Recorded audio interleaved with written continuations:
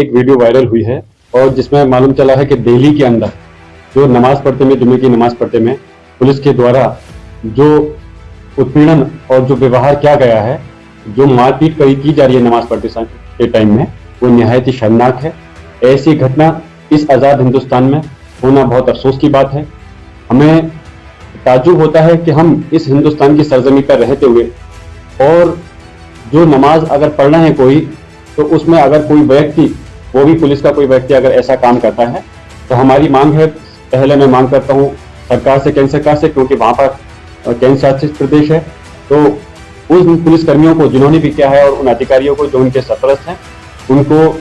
तुरंत सस्पेंड से काम नहीं कर चलने वाला, उनको बर्खास्त किया जाना चाहिए, उनकी सेवाएं समाप्त की जानी चाहिए और उनके खिलाफ मुकदमा दर्ज कर करके उनको जेल में भेजना चाहिए, जिससे कि